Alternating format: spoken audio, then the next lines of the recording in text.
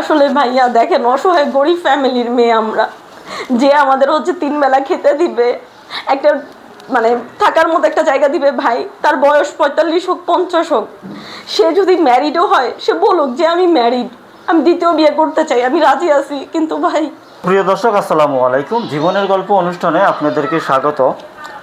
আমাদের স্টুডিওতে আজ আসছে একটি আপু, শুনবো তার জীবনের গল্প। আপু আসসালামু আলাইকুম। ওয়ালাইকুম আসসালাম ভাইয়া। আপু তোমার নাম? তাহমিনা আলিশা। তাহমিনা আলিশা। আচ্ছা, তোমার দেশের বাড়ি? খুলনা ফকিরহাট। খুলনা ফকিরহাট। জি। আচ্ছা আপু, তুমি কি আমাদের কি এই অনুষ্ঠানগুলো দেখো?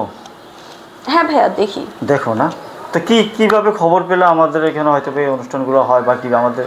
ভাইয়া, আপনাদের এই অনুষ্ঠানের মাধ্যমে আমার এক খালাতো বোনের বিয়ে হয়েছিল, তো তারপরে থেকে আসলে এভাবে আমার এখানে আসা। তারপর থেকে এখানে আসা না? হ্যাঁ। আচ্ছা আপু, এখন আমাদের এখানে আসছো কেন, আসছো কোন বিষয়ে আসছো একটু বলো। আচ্ছা ভাইয়া, আমি আপনাকে বলি যে আমি আপনার এখানে আসলে অক্টোবর মাসে আবার আসছিলাম প্রতিবেদন করতে, তো এটা ডিসেম্বর মাস আবার আসলাম। আমি আপনাদের এখানে যদি না আসতাম ভাইয়া, তাহলে আমি বুঝতে পারতাম না যে মানুষ কতটা প্রতারক ভণ্ড হয়। কারণ আপনি আমারে যার সাথে পরিচয় করা দিয়েছিলেন, লোকটা এত খারাপ ছিল, এত বাজে ছিল ভাইয়া।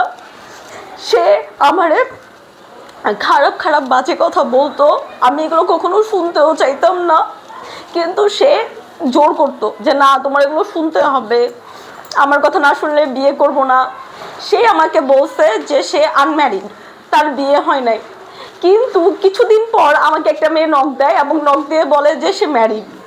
তাহলে চিন্তা করেন, অসহায় গরিব মেয়েরা কিভাবে ভাইয়া প্রতিবেদনে এসে প্রতারিত হয়। আমার পরিবারের সৎ মা, আমার বাবা অসুস্থ, আমার বাবা কিছু করে না, আমার ফ্যামিলির অবস্থা বর্তমানে এত খারাপ।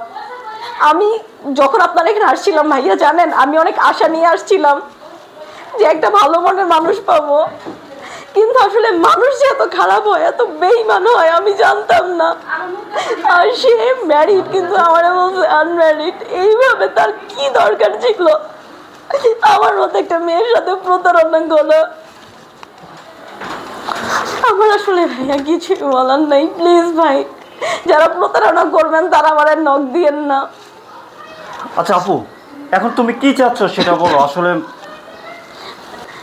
বিবাহিত, কিন্তু পরে বলবে যে না, বিয়ে শাদী করতে পারবো না, এই সমস্যা এই সমস্যা। প্লিজ ভাই, তারা নখ দিয়েন না। আমরা অসহায় গরিব ফ্যামিলির মেয়ে, প্রতারণা করতে আসি নাই, কিন্তু ভাই আপনারা আমাদের সাথে প্রতারণা করেন না, প্লিজ এগুলো কখনো করেন না। আচ্ছা আপু, এখন কিভাবে তোমার সাথে যোগাযোগ করবে? এখন ভাইয়া আমার কথা হলো, আপনাদের যে নাম্বার আছে, ইমো আছে, সেখানে তারা নক দিবে। যদি কোনো ভাই আমাকে ভালো লাগে তাহলে নক দিয়ে আমার সাথে যদি কথা বলতে চান, ভাইয়ারা যে নাম্বার দিবে সেই নাম্বারে নক দিবেন। দর্শক, আপনারা শুনছেন আলিশার জীবনের গল্প। খুলনার মেয়ে, আপনাদের যদি ভালো লেগে থাকে, যদি তার উপরে একটু দয়া হয়ে থাকে, তাহলে অবশ্যই যোগাযোগ করবেন।